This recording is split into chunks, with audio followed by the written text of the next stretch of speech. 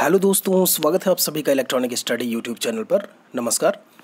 आज के अपने इस वीडियो में हम बात करने वाले हैं आपके डीएलएड थर्ड सेमेस्टर से, जो आपका हम बात कर रहे थे आपकी संस्कृत व्याकरण को लेकर के। तो उसमें आपका विषय है संस्कृत व्याकरण या संस्कृत आप सब्जेक्ट ही कह लें। तो उसमें आपका जो है अगला जो टॉपिक था वो था समास। आपके संधियों के बारे में पूरी तरीके से हम बात कर चुके हैं। इस वीडियो से हम समास को शुरू कर रहे हैं। देखते हैं कि क्या कुछ जो है कितने प्रकार के समास देखने को मिलते हैं, उनको हम परिभाषित करते चलेंगे, उनके उदाहरणों के माध्यम से उनको हम समझते चलेंगे। ये चीज़ें मैंने अनअकैडमी पर मैंने पढ़ाई थी पूरी तरीके से सेकंड सेमेस्टर में, लेकिन मैं यहाँ पर भी पूरी तरीके से जो है कंप्लीट करवा दूंगा, क्योंकि काफ़ी स्टूडेंट्स हैं जिनको वहाँ पर भी अनअकैडमी पर समझ में नहीं आती चीज़ें। तो चलिए भाई, इसमें देखते हैं समास के भेद। चूँकि देखिए यहाँ पर समास की परिभाषा मुझे बतानी चाहिए थी, अर्थ क्या होता है, उसके बाद समास के भेद पर आना चाहिए। थोड़ा सा मैं इंट्रोडक्शन दे दूं, उसमें कुछ ज़्यादा नहीं है। अगर मैं बात करूं समास को लेकर के, हमेशा पूछा जाता है कि समास शब्द का एक जो है मतलब क्या निकल करके आता है। तो जिसका मतलब होता है संक्षिप्तीकरण। संक्षिप्तीकरण, ठीक है। आप क्या बोलते हो, संक्षिप्त करना किसी चीज़ को। सम अस मतलब वही पास बैठने वाली बात है, उसी को आप समास बोलते हो। आप ये भी कह सकते हो कि दो या दो से अधिक शब्दों से मिलकर बने एक नवीन और सार्थक शब्द को, कितने शब्द हैं, दो या दो से अधिक हैं, एक नवीन शब्द बन रहा है जो कि एक सार्थक शब्द भी है। सार्थक मतलब एक अर्थ निकल करके आए, अर्थ के साथ में, उसको आप बोलोगे कि वो समास होता है। मैंने बोला, जैसे मैंने बोला रसोई घर। क्या कहा मैंने बोला रसोई घर। अब इस रसोई घर में आप इसको थोड़ा सा कैसे बोल सकते हो, रसोई के लिए घर, और इसको शॉर्ट फॉर्म में आप क्या बोल सकते हो, रसोई घर। तो यहाँ पर देखिए, रसोई के लिए घर, इसका मैंने संक्षिप्तीकरण कर दिया एक ब्रीफ में, छोटे से शब्दों में। वहाँ पर एक पास जो है बैठे हुए शब्द, ठीक है, और मैंने कह दिया कि रसोई के लिए, घर के लिए आप एक शब्द यूज़ कर सकते हो, रसोई घर। यही है आपका जो है, जब आप बात करते हो समास को लेकर के, यही कहा जाता है संस्कृत या अन्य भारतीय भाषाओं को लेकर के। अगर आप बात करते हैं, हिंदी हो गया, उससे समास जो है बहुतायत प्रयोग में आता है, ठीक है।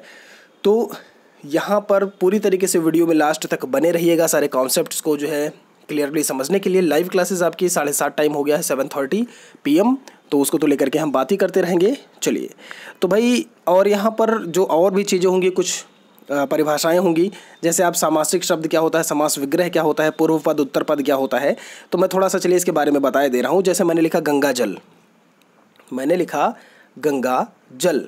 अब यहाँ पर पूर्व पद मतलब पहले आने वाला पद, ये हो जाएगा, और जल क्या हो जाएगा, ये हो जाएगा उत्तर पद, यानी कि बाद आने वाला पद, ठीक है।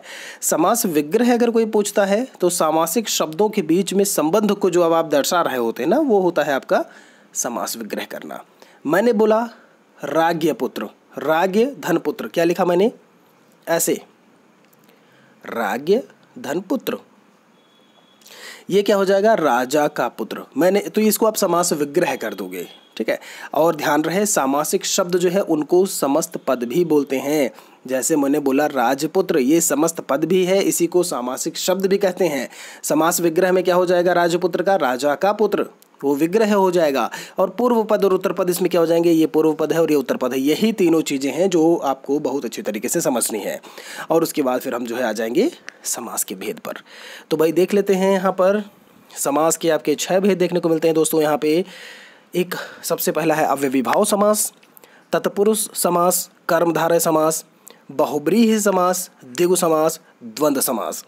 ये तो आपके हो गए 6 प्रकार के। और हम शुरू करते हैं अव्ययीभाव समास से अपने समास का ये वीडियो पूरी तरीके से देखते हैं। इसमें अव्ययीभाव, मैं हमेशा जब भी पढ़ाता हूँ या आप लोगों से यही कहता हूँ कि आपको अगर किसी चीज़ का मतलब समझाना है या समझना है, तो जो शब्द लिखा हुआ है ना, उसी को आप उसका भी विच्छेदन कर डालो, उसी का विखंडन कर डालो।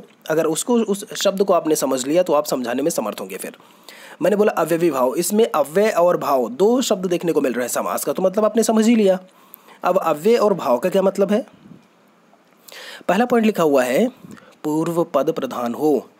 अभी मैंने समझाया है पूर्व पद क्या होता है, उत्तर पद क्या होता है। जैसे मैंने बोला राजपुत्र, तो राज जो है वो आपका पूर्व पद होगा, उत्तर पद क्या होगा, इसमें पद मतलब एक वाक्य ही होता है आपका, ठीक है, ग्रुप ऑफ वर्ड्स बोल सकते हो, ठीक। पद में जैसे पा और दा 2 वर्ड है, sorry group of letter, letter आपके दो हैं, पा और दा, और इनको मिला करके आपने वो वाक्य एक शब्द बना, और शब्द ही आपका पद होता है। ठीक है, यहाँ पर पूर्व पद प्रधान व अव्यय, अव्यय का मित्र होता है मतलब अक्षय, अविकारी, विखंडन ना हो। विकारी का मतलब होता है जो चेंज हो जाए, विकारी वाक्य होते हैं। जब आप अविकारी बोल दोगे मतलब उनमें कोई परिवर्तन देखने को ना मिले। क्षय मतलब होता है खत्म हो जाना, अक्षय मतलब खत्म ना होना।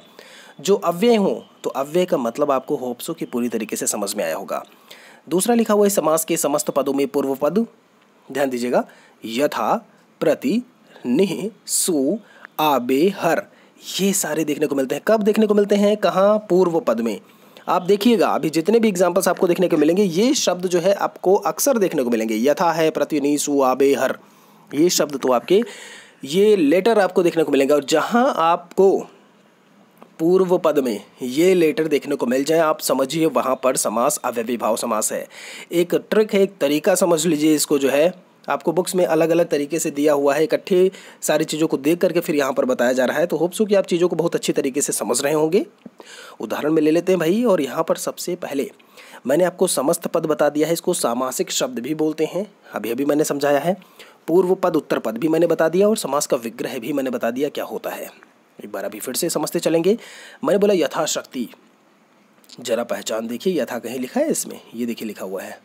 तो यथा, और यथा कहाँ कहाँ पे है, आपका पूर्व पद में है। तो यथाशक्ति, यथा आपका पूर्व पद हो जाएगा, शक्ति आपका उत्तर पद है, तो क्या हो जाएगा, शक्ति के अनुसार, ये आपका समास विग्रह होगा। मैंने बोला प्रतिक्षण, प्रति भी है आपका, यहाँ पे क्या हो जाएगा, प्रति धन क्षण, तो प्रत्येक क्षण ये आपका अलग हो जाएगा। मैंने बोला आजन्म, आ प्लस जन्म, जन्म से अंत तक। ठीक है, देखिए एक एक चीज़ों को समझते चलिएगा, कोई चीज़ समझ में अगर ना आए तो लास्ट में बता दीजिएगा, उसको फिर से जो है समास के अंदर कंप्लीट करवा लिया जाएगा। ठीक है, चलिए भाई, हर साल, मैंने बोला हर साल, तो हर आपका पूर्व पद हो गया, और दूसरा है आपका साल। यहाँ पर ध्यान दीजिएगा, अविकारी लिखा हुआ था, क्या है, पूर्व पद प्रधान होगा और अविकारी होगा, मतलब एक तरीके से अव्यय होगा। अब एक चीज़ यहाँ पर खुद ही सोचिए, यहाँ पर अगर प्रति ना होता तो आप क्षण बोल रहे होते केवल, जो है, ठीक है, क्षण बोल रहे होते, मतलब प्रति का क्या विनाश हो जाता अगर, या परिवर्तन हो जाता। आ जन्म, अगर मैं जन्म लिखता तो केवल आप जन्म ही बोलते, आ है तो आ जन्म मतलब जन्म से अंत तक की बात हो रही है पूरी तरीके से। ठीक है, जन्म होता तो केवल जन्म की ही बात कर रहे होते आप। आगे देख लेते हैं इसमें, बेशक, बे आपका पूर्व पद हो गया, शक आपका जो है उत्तर पद है, शक के बिना यह समास विग्रह आपको देखने को मिलेगा। निसंदेह, देखिएगा, बे, नी, हा, ये सारे आपके जो है, मैंने ऊपर ही ट्रिक एक तरीके से बता दी है कि ये शब्द आपको पूर्व पद में देखने को जैसे ही मिले आप समझ जाइए क्या है, ये अव्ययीभाव समास है। मैंने बोला निसंदेह, निःसंदेह, देखिए यहाँ पर निह बोला था मैंने ना, ये निह लिखा हुआ है, तो निसंदेह का क्या हो जाएगा, निःसंदेह हो जाएगा, तो निःसंदेह, संदेह से रहित। यावत जीवन, यावत जीवन हो जाएगा, ये यावत आपका इसमें जो है पूर्व पद होगा, पूर्व पद जो कि प्रधान पद है आपका, इसमें अव्यय है। और दूसरा आपका, देखिए अव्यय, अब जब भी कोई पूछे तो आप तुरंत बताइएगा कि अव्यय का मतलब अविकारी या अक्षय होता है। ठीक है, जो परिवर्तित ना हो, जो खत्म ना हो, जीवन तक रहने वाला पूरी तरीके से।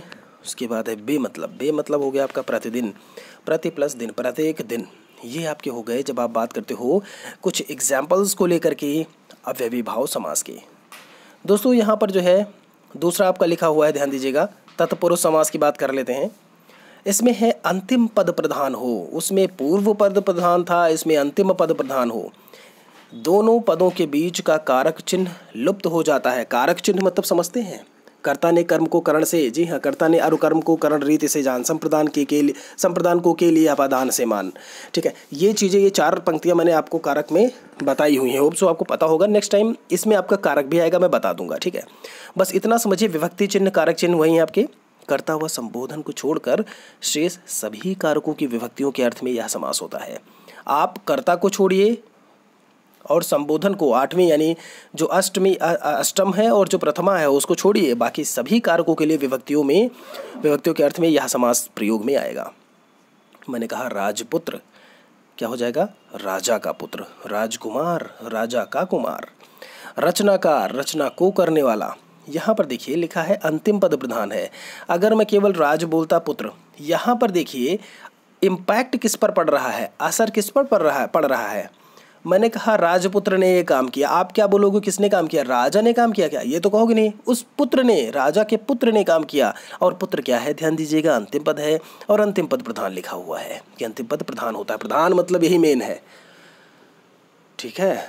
तो उम्मीद करते हैं ये चीज़ें आपको समझ में आ रही होंगी। आगे बात होगी भाई रचनाकार, रचना को करने वाला। गंगा जल, गंगा का जल, जहाँ पर नगरवास यानी नगर में वास। रसोई घर है तो रसोई के लिए घर हो जाएगा। त्रिलोक में तीनों लोकों का समाहार है।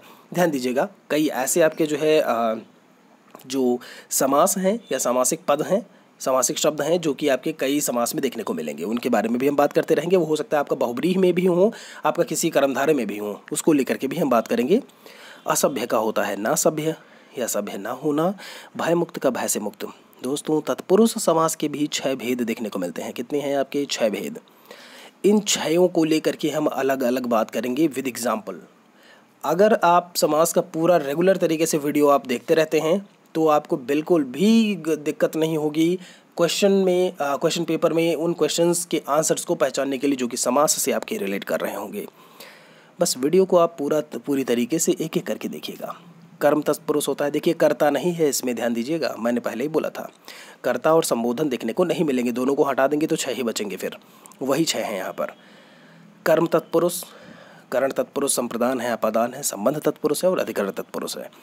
तो दोस्तों, आशा करते हैं कि जितनी चीज़ें अभी तक मैंने आपको बताई यहाँ पर विभाव समास और तत्पुरुष समास में लेकर के एक एक करके, तो इनके बारे में हम बात ही करेंगे। जो अभी तक जो मैंने चीज़ें बताई वो आपको समझ में आया होगा। फिलहाल इस वीडियो में हम यहीं पर रुकते हैं। वीडियो को लाइक कर दीजिएगा, अगर अच्छा लगा हो तो शेयर भी कर देंगे तो बाकी लोग भी पढ़ लेंगे। तो जल्दी ही हाजिर होते हैं अपने नए वीडियो में एक नए टॉपिक के साथ में। तब तक के लिए आप सभी का बहुत बहुत धन्यवाद।